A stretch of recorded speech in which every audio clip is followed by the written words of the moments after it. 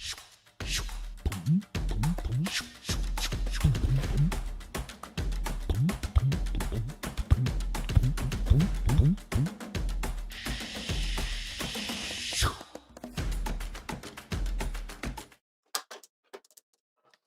guys, how's it going?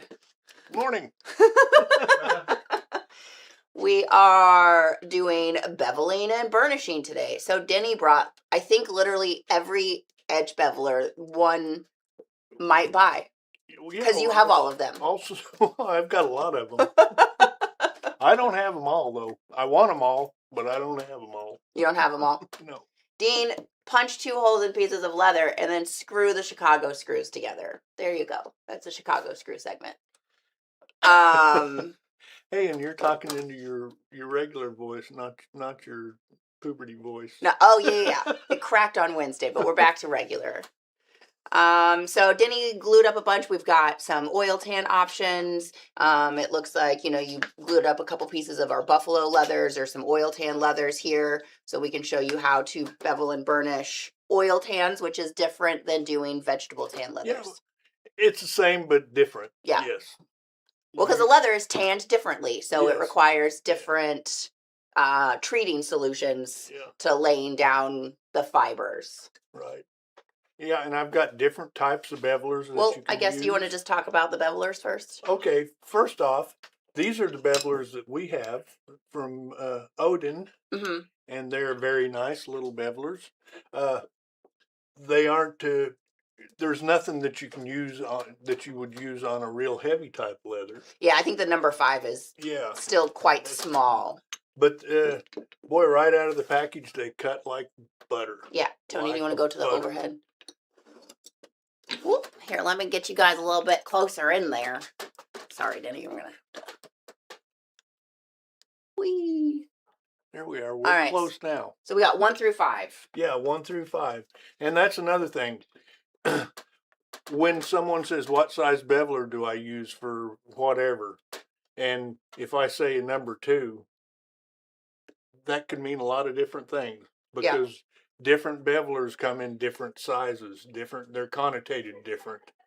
But so you just got to try different bevelers to see which size suits you. Yeah.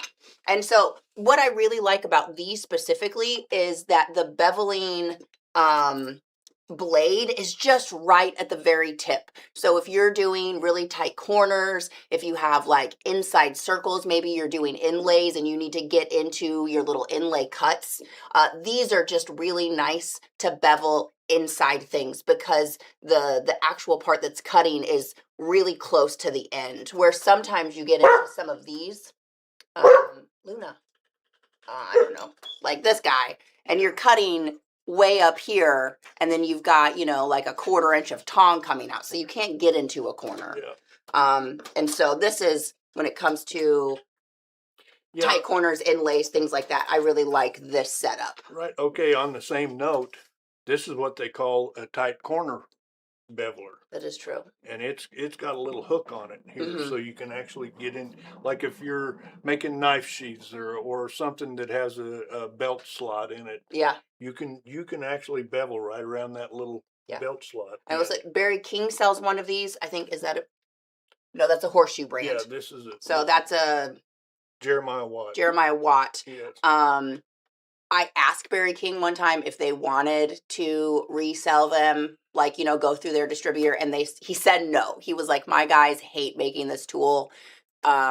We don't resell them or go through distributors. So if you want one of these, either go through Horseshoe brand, Jeremiah Watt, get it at a show, or Barry King has this specific little bent edge there. Yeah.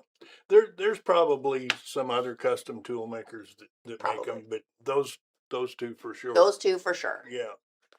Okay. Then we've got a regular beveler, which is what you will buy off the rack most of the time. Okay. And these are just meant for everyday beveling. Is that the common bevelers? Yeah, a common edge beveler. Now this is an older style beveler, but it's still a common beveler. And they come these come in anywhere from size 0 to about size 4, I think. Okay. And I don't think I have a 0 here. But the only time you would use a really small beveler like that is when you're making like a handbag and you just want to knock that little sharp edge off of it, but you don't really want to bevel anything. You just want to get rid of that sharp edge. Okay, and then we've got these are called Western style bevelers. These here. We used to call them fork edgers Okay. because they've got a fork on the end. And they're meant for a heavier type leather, like if you do a horse tack or saddlery or something like that. You know, this size 1 you can use on some lighter weight leather, but not real light. And the problem is because you've got so much distance between your actual cutting edge and the outside of the tool, you can't get down against your cutting surface very well. But then we've got these. I don't even know what to call these. I guess you'd call these fork edgers also. What were they? But to me, the only use I ever have for them is to, like if you're putting sheepskin on something, you can use them to trim the sheepskin off as opposed to using a knife, which I will show you here in a little while. Liz is going to find out what we call these. Well, I know that we have the Western straight and then bent. Yeah, and okay, But and I've got both styles here. You can see one's a little bit bent and the other one is straight. But they're, as far as the way they work, I see no difference. All right, so we actually call these a common edger. So these are common. So Osborne made one, and then we have the Craftmaster common edgers, which are these wide fork guys. And then these are the keen edge bevelers, or a standard. Yeah. I need to do the number 127s is what the old Osbornes used to always be called. Yeah. And that's what these are. This one here. I've got several of those. And then, yeah, those ones we call the Western. That's what Osborne Western edge bevelers. Anyways. And then last but not least is the French edger. French edge beveler, I guess you could call it, but I use it for a lot of things other than just beveling edges. In fact, I don't use it to bevel edges very often. Yeah, I think it's mostly skiving. Yeah. Or just cutting. Yeah, cutting, skiving.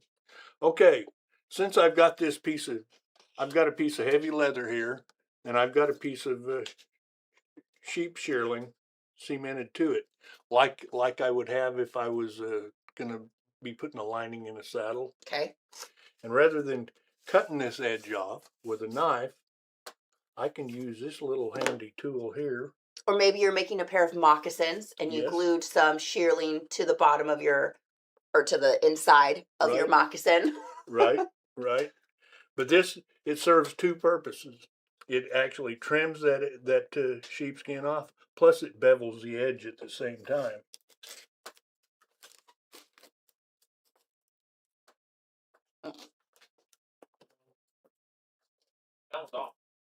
We got no cameras today. No cameras? Yeah, we turn all the cameras off. All right. Cameras are off? No, there you go. Okay. But as you can see here, it actually trimmed that excess off, but it also beveled the edge at the same time. That's actually quite nice. Yeah. Okay. It's quite nice. And then if you want to go back over it and kind of clean it up, which is the way I do it most of the time, But anyway, that's the name of that tune. So let's get rid of these two bevelers here. Real fast. So I know when Slickbald was here, we talked about stropping your bevelers and keeping everything nice and sharp, because that's going to be the key to getting a nice bevel on your edge. And we didn't bring anything in today, but so like Denny has these two pieces of leather glued together. You can bevel it, and then put jeweler's rouge on it. And then you're going to drag it backwards. And then once you have that cut edge, then it's going to be the right radius for your beveler to then strop against. to keep it nice and polished. Yeah, I also just use my regular strop. Yeah. Use the edge of a regular strop, and that works well too. Okay. You know, as far as sharpening edge bevelers, that's always a common problem. You know, when you get down into a smaller size beveler, about the only thing you can do is use some very, very fine sandpaper Mm-hmm. and strop backwards on that, and then strop on a piece of cord with some Yep. jeweler's rouge on it. You know, Yeah, Denny has a whole bunch of strings hanging off of his Yeah, bench. but the main thing is get them sharp to begin with, Yeah. and you won't have very much problem with them. Okay. Since I've got a bunch of real heavy leather here, let's start with these Western bevelers here. Okay. And I'll start with the number 2 or number 1, which it doesn't take much of an edge at all off, as you can see. But when you're doing a thicker leather, you want to kind of match your bevel to the thickness of the material that you're using. Okay. So on something this thick, I would use this number 4 beveler, Okay. which takes off quite an edge. Let me get a different piece that's got an edge on it, cut nicely on it. Yeah. Okay. I'm going to use this one. Awesome. That takes a pretty good edge off. But even that, if I had a bigger edger, like say a 5 or a 6, which I don't know anyone that makes, you know, that would look even better on something like this because it's so thick. You know, if you're going for a rounded look on your edge, you know, you just need to bevel more. Let's see what this number 3 does. That takes a pretty good edge off too. And another thing, when you've got these, like this number 3, if I had it for several years and kept stropping it, it would end up being a number 4. It would. Yeah. It would. After a while. You know, and any beveler that you have, if you keep sharpening it over and over, you know, you make the distance a little bit wider on it. Yeah. Well, you're removing a little bit of material every time. Yeah. So maybe bevelers aren't forever ever. Well, you can keep sizing, so you keep getting like what, the size 2, and then every time, you know, you use it for many years, and eventually it becomes a 4, and then you replace the 2, and then you can just you'll keep working like through them. I would like to have enough time in my life to make this a number 6, but I don't. You could aggressively sharpen. Yeah. Okay. Now let's go to like say an oil tan leather. And to do that, let's go with one of these, what do we call these? The SLC Pro Bevelers. The Pro Bevelers. Pro Bevelers. Okay. Let's pick out the number 5 here and see what kind of an edge. This is about a 5 to 6 ounce, or 4 to 5. Hold on, Denny. I can tell you exactly. Well, they were 4 to 5 probably to begin with, and now they're 10, 11. So. Okay. And this is a number 5 Pro Beveler. That takes quite a bit of an edge off. Let's see. There might be some instances when that's exactly what you want. Oh, yeah. Yeah, that's quite nice. So it's pretty rounded all the way across. You're going to put your edge finish on there, and you're going to have a nice rounded edge because you're going to apply pressure to like this ridge right here, and that'll, especially if you have a burnishing tool, that'll kind of round everything over. Yeah. Okay, let's see what this smallest one, this number 1, let's see what it'll do. The tiniest of beads. Yeah, and it just barely takes anything off, but it's nice. Look how nicely that cuts, though. That number 1, great for like wallet interior pieces where you've got, 2 ounce leather. You just need a little bit of bevel. You're going to put a little bit of Tokanol or Toco Pro on that edge. You're gonna slick it up, and you just want to take that sharp corner off. Yep, that sharp corner. Yeah. Okay, this is about a 3 to 4 ounce leather that's been doubled and cemented together. Is that kind of an upholstery leather? Yeah, Okay. more or less. It's a little bit more dense than an upholstery leather. Okay. Well, That's another thing. The softer the leather is, the more difficult it is to bevel, because it'll want to bunch up in front of your beveler. So you have to make sure you've got a good sharp beveler and just take it easy. Don't try and be too aggressive with your beveler. Well, I was gonna say, a lot of times, if you're talking upholstery leathers, you're rolling that edge. You're sewing it on the inside. Like, you're not necessarily finishing those edges because they're difficult to finish. Okay, this is a number 3, one of our pro bevelers. But see how that's wanting to bunch up in front? Mm-hmm. You gotta take it pretty easy.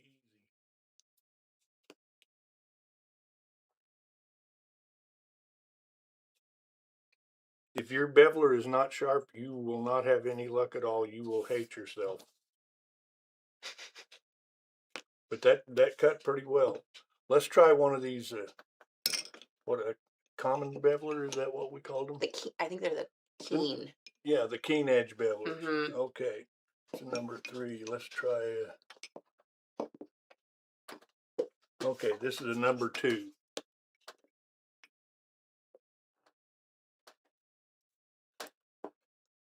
But remember what I was talking about, each different type of beveler has a different number connotation to it. Yeah. Yeah, because this number 2 isn't taking off very much of an edge, but it's doing a nice job of it.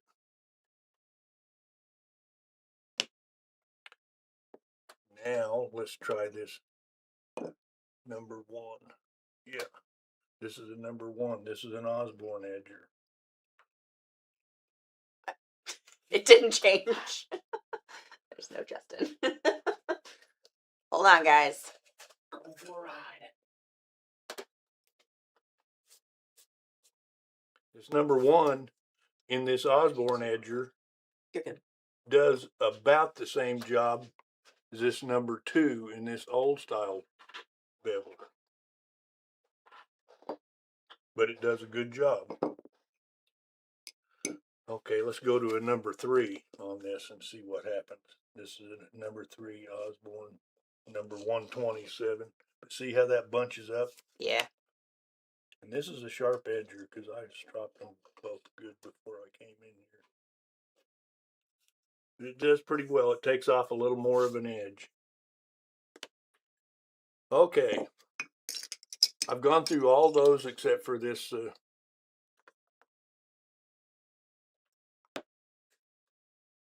French edger. Let's see here. Okay.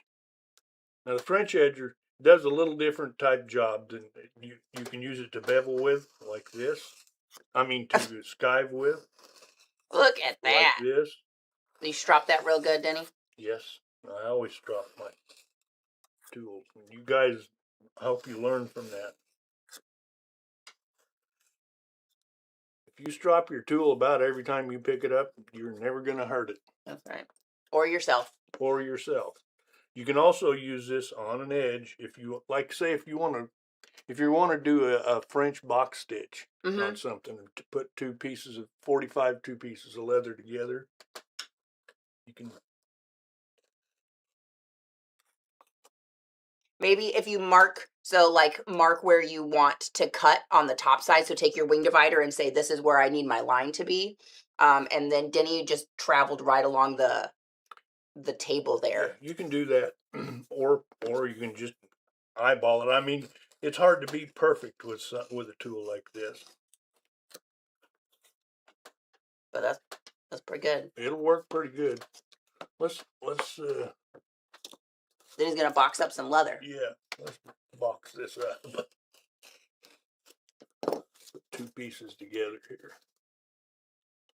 That works pretty good, just like that. Archie says, did you polish the bottom also, or just the top?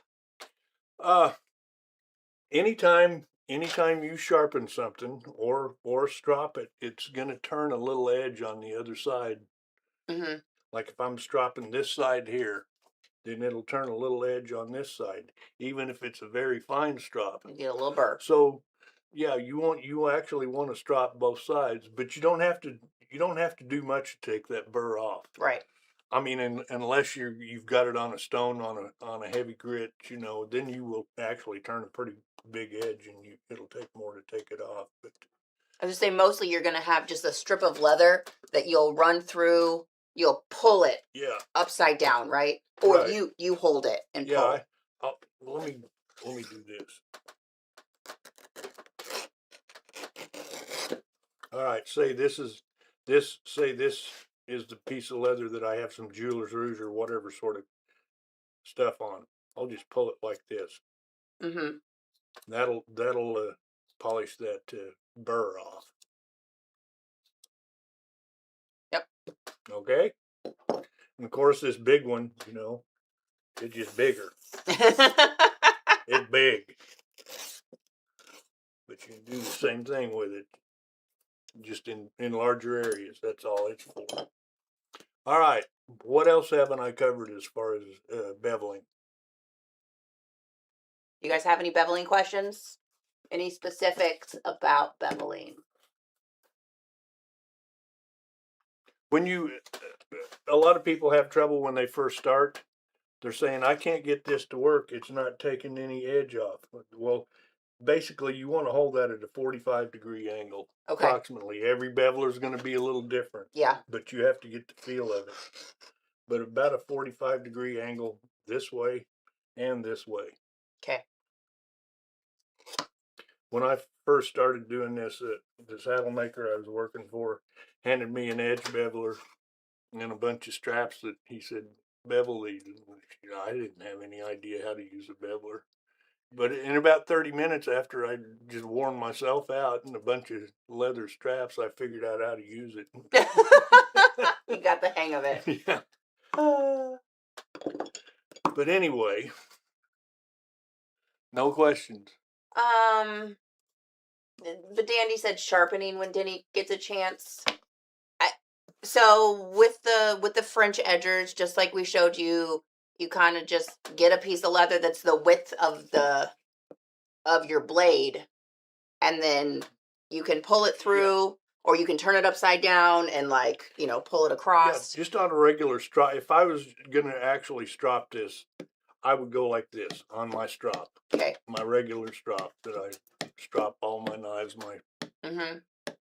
like that. And I wouldn't do anything to this side because I've already got it sharp. Okay.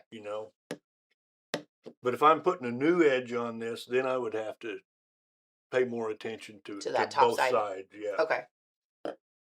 And then for most of the other bevelers that he has, he's going to probably use a string of some sort. So he has different gauge cord. Yeah, different cords. That he puts jeweler's rouge on, and then so just whatever one, and then he'll pull it through on one of those and just kind of strop it a little bit before he gets to going for the day.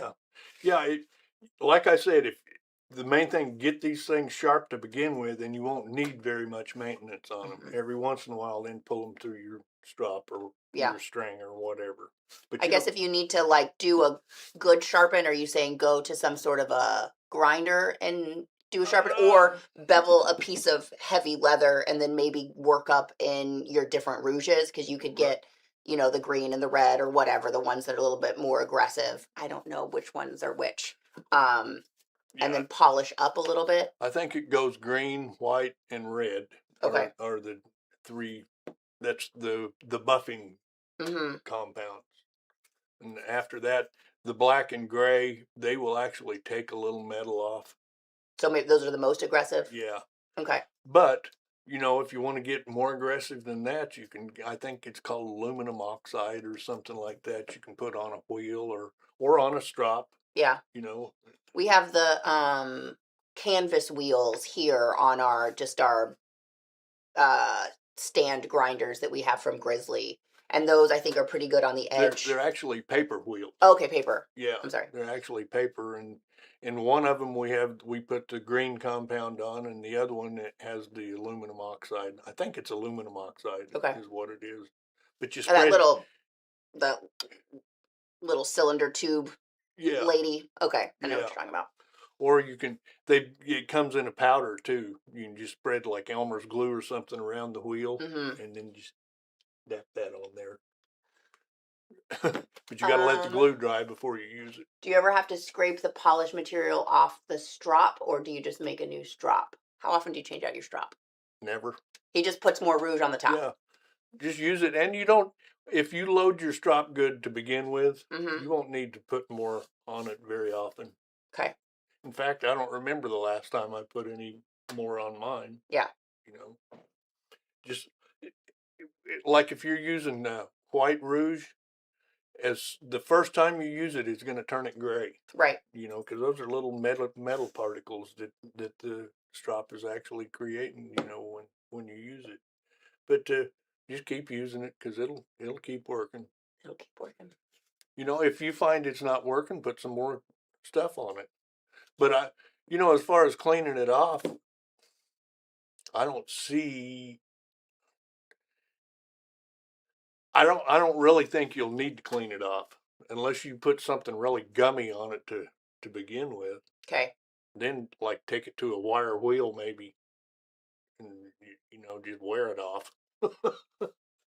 So you see, I mean, you've been stropping your knives and bevelers and blades forever over there, and Yeah. you just got a piece of leather. You use the back side of it, a piece of veg tan. You just put rouge on there, and then you just use it. Yeah. And everybody's going to tell you something different. Yeah. I know there's one guy that says I always use like a business card and put my stropping compound on that business card because it's more stable. Your tool won't bury itself in there and round the corners off. But you're kind of nitpicking. Yeah. Well, when and you I do think that. you have your strop on a little wooden. Yeah, I just like put my strop on a piece of wood or a piece of Kydex or even a piece of heavy Bontex. Yeah, ours is on a Kydex over here. Yeah. Yeah. Yeah. And we use the smooth side, it looks like. Yeah. And that's another thing. If you use a real firm piece of leather, you can put it on the firm side, and that will do basically the same thing as the guy that was using a business card to. Yeah. A business card seems really small to try to strop anything on. It is. That's a really small surface. I guess you could use a poster board. But yeah, this piece of Kydex, you got a piece of, it looks like we got a split on one side and then smooth leather on the other side, and it's about a foot long. I used to use on one side I'd use a jeweler's rouge, and on the other side I would use a emery cake, which is more aggressive. But when you put it on both sides of your strop and then you strop on your table, it gets that stuff on your table. Yeah. So I don't do that anymore. But I also have a wheel that I strop on, and I've got some aggressive stuff on it that I'll use. Yeah. And then go to that board for the final polish. And you could also, like, these edges are beveled on this. You could also use the edges of this for your bevelers. Yeah. Yeah. You could have, this has 4 different sides, so potentially, whoa. How's that for reading? That's kind of crazy. All right. So you got the Twitch, and then you got the Facebook icon, and the YouTube icon, so you got all your chats on one window. Interesting. Yeah, so you'll have to handle 3 conversations at one time on one screen. That's nice. That's okay. So I should be able to put this on the thing so that okay. The other deal that we did yesterday should work. The live shopping. Yeah. Okay, so say I was wanting to strop this beveler on my strop board. I would just bring it like this. There's not much stuff on this edge, but it will still do some good. Right. Can you go to the whatever this one is? Oh. Okay. See, I would just drop it like this. Then I would turn it over and strop it like that, because one edge is going to be a little different than the others. But if you use both sides, it gets a different edge. Oh, okay. Okay, I think we've pretty much covered edge beveling. But you know, we weren't going to talk about sharpening, but we did. Yeah. You can't hardly help yourself, No. because everyone always has that question: how do you sharpen your beveler? Well, and honestly, if you're gonna get a good bevel, it's gonna start with something that's sharp. So there we go. Yeah. All right. So are we gonna burnish now? Yeah, let's do some burnishing. Okay. What should we start with? Well, how about that nicely beveled piece of? Sure. Can you This? say between that one and does that one have a nice bevel on it? Yes, it does. All right. So let's just start with chrome tan. So these are both chrome tan leathers. So to burnish chrome tan, you need to use the Tokenol. Tokenol. We've got this stuff, which I don't know where I came by that. Hagel's slicking Hegel's solution. Slicking solution. We have Tokenol slicking solution, gum trag, and then we've got some burnishing gum from Angelus. Yeah. So you can use any of those and come out about the same. Of course, every manufacturer is going to tell you theirs is a little better, and it probably is than someone else's, but someone else's is better than theirs. Yeah. So how do you start your burnishing Okay. process? All right, let's use some Tokenol here. Okay. And the way I would do it, I would just take a dauber and daub some in here, and then daub it on that edge.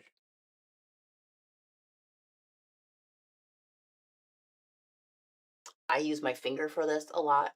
That would work. Just dip it in there and put it on. That would work. Then I like to use a piece of canvas. You can use your finger too. You know, people say your finger is as good as sandpaper. Eventually. Unless you burn. Eventually. Unless you burnt off your fingerprints. Well, yeah, the burnt edges still work though. The problem with that is that the Tokenol is going to seal that front, so nothing's going to be going through that if you're using it on bed. Oh, yeah. Always bevel and burnish last. That's the last thing you do in your project, Yeah. unless it's a top edge that needs to be like you can't get to it after said project is assembled. Okay. There's some things are different though. Like on vegetable tan leather, if you're going to water burnish, you can do that before you put a finish on. That is true. You know, because do you ever find that that affects how, like, say you still needed to dye or do something? Not if you water burnish. Okay. If you put any sort of a finish over that, right. Yeah, it will definitely affect it. But yeah, I'll like that saddle that I dyed all the edges black. I water burnished all that before I ever put the black on. And then you finished it afterwards. Yeah. Yeah. But that makes a pretty good finish there. In reality, you can use anything you want, and some of these products will actually paste the little fibers down better than others. Well, but the main thing is friction. Right. That's what's really gonna lay stuff down to begin with. I would say the Tokenol and the Toco Pro, they are a glue. Yeah. I mean, it's kind of Elmersy. Elmersy. But they do paste it down because these fibers, you know, the veg tan, you can compress veg tan with water. That's what it was made to do when it was tanned. But since the chrome tan does not absorb water anymore, you really, like, the water burnishing isn't going to work because it doesn't soak it up. So you need to use some sort of either the Tokenol or the Toco Pro to really paste those fibers down. Yeah. And with this one, I know a lot of times if you leave it for a little bit to kind of let it soak in, burnish it, and then I'll do 2 sometimes. Yeah, do that again because I fuzzed that back up the last time that I burnished it. Yeah. Let's put a little more on and see what happens. Okay. And sometimes I'll just put the finish across the whole piece of leather. Like if I put Tokenol on something, sometimes I just Rub it Right. on the whole thing. It's not going to hurt anything. Yeah, because you can see there where I've got a. Yeah, it creates a sheen. Yeah. It's actually kind of a finish. Yeah, I mean, I do the same thing with gum trag.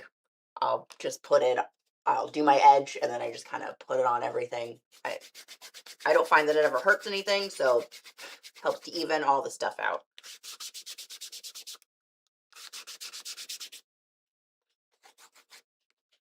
That helped it a bunch. Oh yeah, that's nice. And I think we're just gonna let that dry now. Okay. See what that looks All like right. after it's all done. Now let's do it on this upholstery type leather. Okay. Use Tokenol on it. See how it does. My YouTube popped out over my other chats.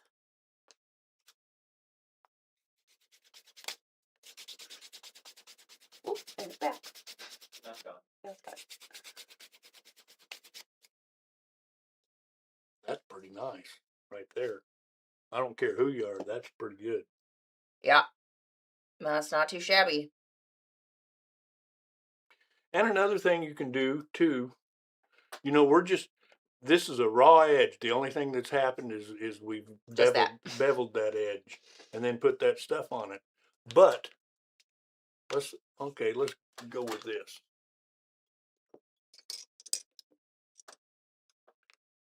Let's bevel this edge.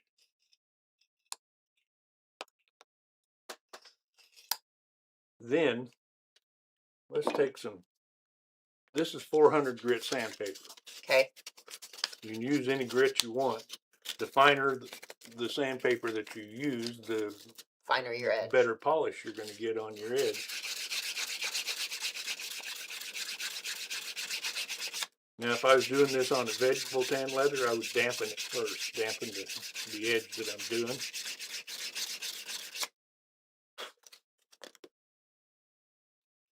But you get a lot of the fuzz off of it to begin with when you do this. Then if you put your Tokenol or whatever it is you're using. Yeah, a lot of the times I'll do like a 600 and then a 12 or a 15. I think Yeah. are the two. Like I'll water burnish with the 600, and then I'll finish it up with the 15.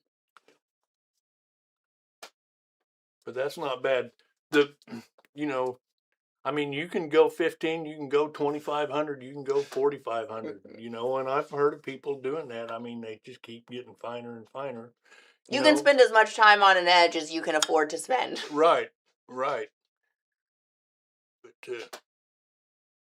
okay, we've just used Tokenol, but basically these other products will do approximately the same thing.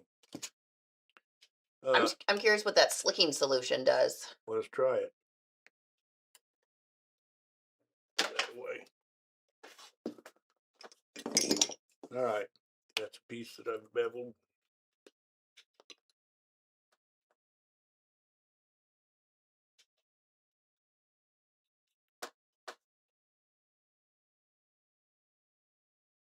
I didn't even read the instructions. I don't guess there are any. Okay. Didn't we do a video on sharpening a head knife? We've done a few. There's an old one with Denny and Kevin out on retail that we shot a long time ago, but it is a pretty good one talking about sharpening a head knife. See what happens. Maybe that needs to sit for a second. What do we got here? It's like soapy. Let's sand this a little bit and see what happens. It can blow bubbles.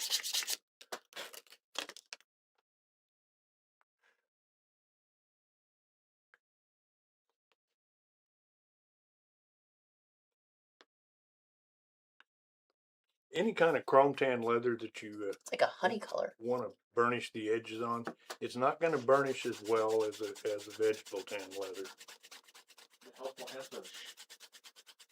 But you can make it a pretty good edge anyway.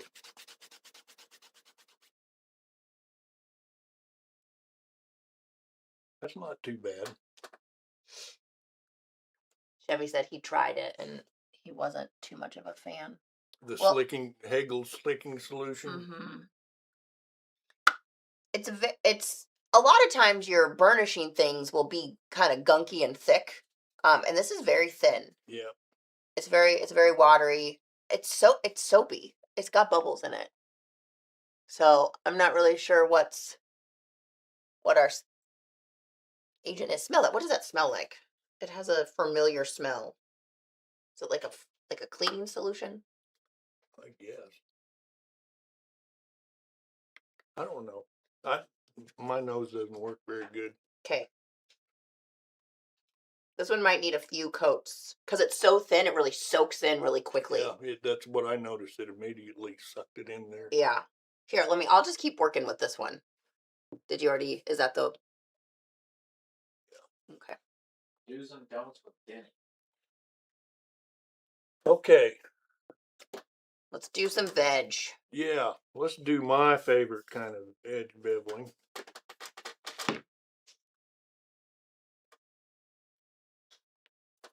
Or I mean, edge burnishing.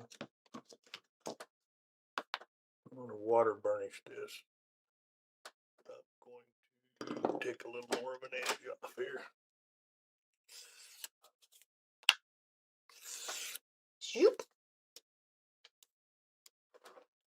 Now, when I water burnish, I use plain water. Dirty water works really good. Heart of the West says she uses Hegel slicking solution for burnishing veg lined with a chrome tan. Okay, now I've dampened this. Now I'm going to go over it with this 400 grit sandpaper.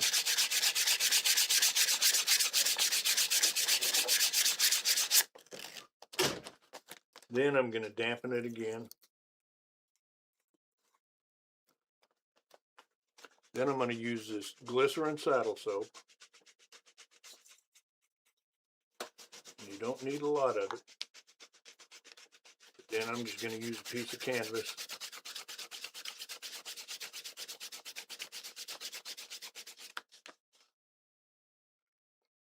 And let that dry pretty good. Yeah, that's a pretty good edge right there.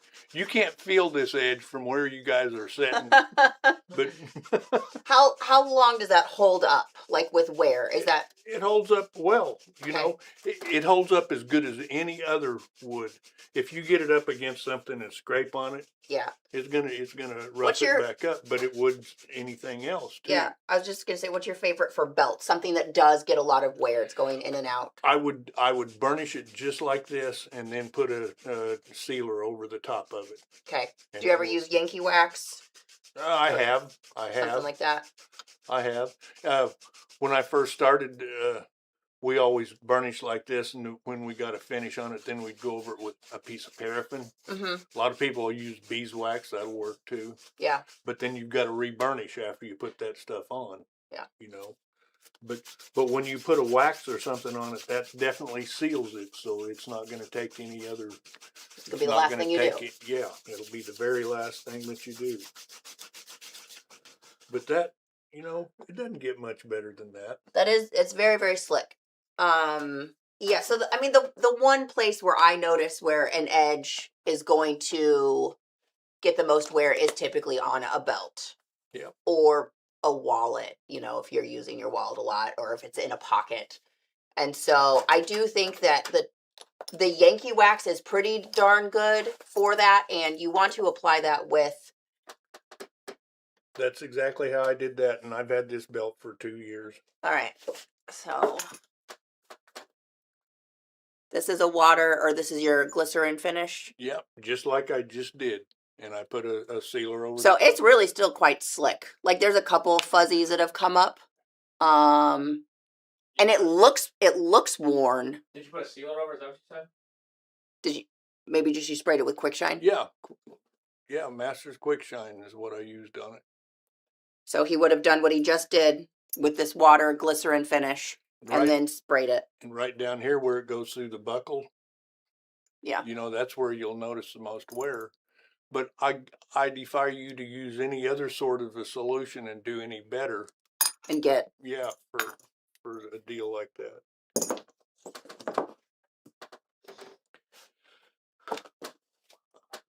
That's all I got, you guys.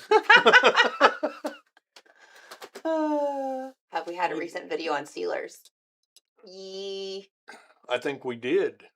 This year we went through a lot of them.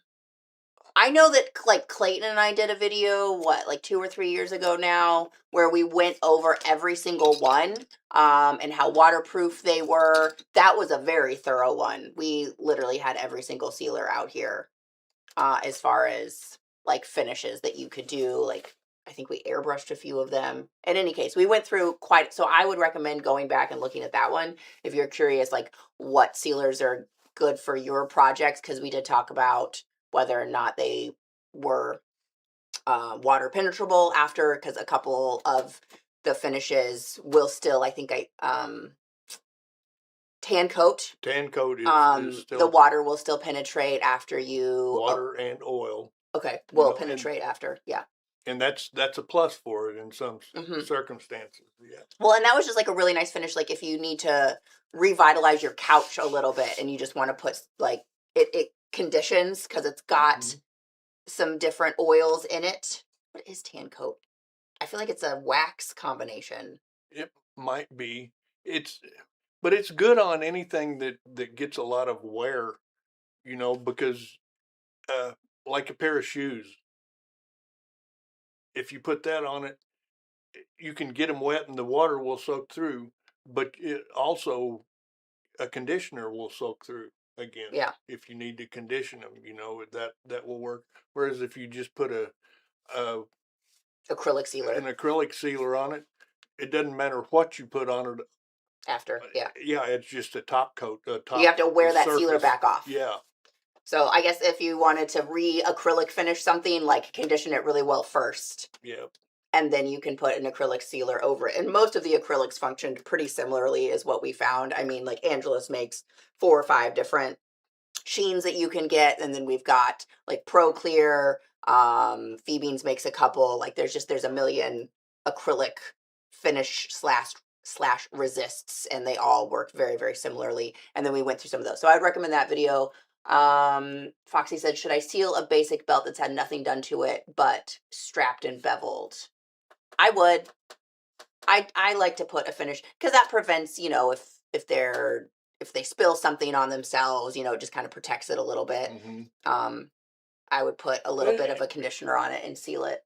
Plus, in the summertime, we all sweat, Yeah. Well, and it also depends, Foxy. So, like, if you get the black or brown drum-dyed leathers from Hermit Oak, those are not sealed leathers. You can tell that when you go to burnish the edge, you get a little bit of black off with it. And so you want to seal those before. So it will depend. Like most of the time, a chrome tan leather has some sort of a finish on it. And, you might get a little bit of fuzz off of the back, with the exception of black leathers, which a lot of times the black upholstery is fine because it has an acrylic finish. So like a lot of times you'll have a black painted finish over the top of it, and then the leather's been struck through, but it doesn't really bleed that much. Black chrome oil tan leathers, you do need to worry about bleeding off, because the oil content that's been put in the leather sometimes will encourage the dye to come out a little bit. But most of your chrome tan pre-dyed leathers are done. They have a finish. The color shouldn't come off there. But if you have veg tan, depending on the tannery and depending on what you're buying, I would double check that it's a finished leather or not. Yeah, and anything that you dye needs a finish. Yeah, it needs a finish, because you're running the chance of it bleeding off on something other than that. Yeah. What new Phoebe's colors? I don't know what you're talking about, Chevy. Are they coming out with new colors? Yeah, I always put a finish on everything, even if it's just gum trag. And I do my edges, put some gum trag on it, and I'm just going to put it over all of it. Yeah. And then probably take it outside and spray it with something. New colors last month. Oh, how exciting. I'm sorry. Last month was Crazy Days. Yeah. We were. You know what? when we go to WISA next month, we'll probably go check out the Phoebe's booth and they'll show us the new colors. Ooh, a hunter green. That sounds good. You know, Kendall might know. She might have gotten some stuff, but it's been crazy days, so. They don't even list it on their website. All right. It's not, I know. Thanks for letting us know, guys. I appreciate you. Are you good? I'm good. You got everything out? I think I've covered everything that I can think of. I think I have covered what I can think of. Get Can some you guys canvas. think of anything else? Canvas is real handy. Make sure you have a bunch of canvas ready to go so that you can burnish. Then you have, you know, wooden burnishing tools or a glass slicker or an antler is a really good slicking tool. Mhm. So If you're gonna burnish on a wheel, like an electric wheel, mhm. you can't burnish on like a regular bench grinder because it runs at like 3,200 RPM. And it will burn your leather. Yeah, it will make it worse instead of better. So get an actual burnishing wheel, which runs at about 1,800 RPM, I think, something in Yeah. that neighborhood. You say the Cobra burnishing stand is really, really nice. It has a nice Coca-Cola, wooden, with all sorts of different little areas where you can burnish, you know, because a lot of those, you know, they're going to be beveled a little bit outside. So they'll get your beveled edge and make everything nice and pretty. And it has some flat spots. And then it has a nice little sanding attachment drum on the other side. But yeah, you got to watch out for those electric ones because you don't want to burn your leather. Yeah. Because that's not a good edge. Yeah. Burned leather edge. Yeah, everybody thinks faster is better, but it's not in that case. No. I know I have to watch out for that. I'm glad that my husband bought a TW90 variable speed grinder, speed, yeah. so I can run it at like 20 and not burn my edge when I sand my edges. Hello. Alrighty, folks. Well, we do have a little burn. We have the. Oh, and then we have and then we have the Ivan bench top burnisher that you mount to your bench top, which we went over when we started carrying it. So I will get Luna some treats when we're done here.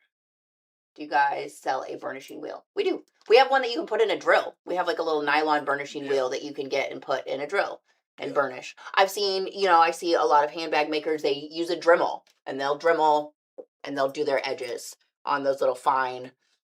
There again, though, a Dremel tool runs, you've got to be careful how fast you run it. Okay. Because they run fast. Yeah. But they. I was gonna say, but you push it and then it's gonna. I think the pressure sometimes on the Dremel, you can slow it down. Do we have black Toconol in stock? I believe we do. I don't know if it's in stock.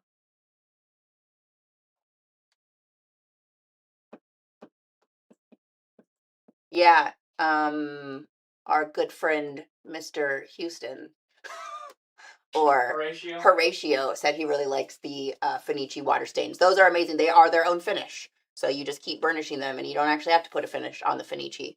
And they're really easy to apply. I also like the Finichi water stains. Is the black, what's that black? We have 299 black Toconol. Okay. We do have black Toconol. It's the Renia black. Oh, Renia. I used that a while back. I loved it. Oh, yeah. That stuff works. It's black. If you all are having trouble with black rubbing off and black not being black, try that stuff. The Renia. You will be amazed. Yeah. What is it? What is it called, Tony? The Renia? I think it's Absolute. Absolute. That's the word. Yeah. Thank you. Yeah. You knew. Well, I knew, but I couldn't figure out which company it was. Alrighty, folks. I hope everybody has a lovely weekend. We'll be light on the videos next week. Just kind of sitting and chatting with you. So it'll mostly be me and Tony. And then Friday we will send Justin off to the ether. Yes. Here. He's leaving. He is leaving. So hope everybody has a great weekend. We'll see you next week. See ya. Bye, folks.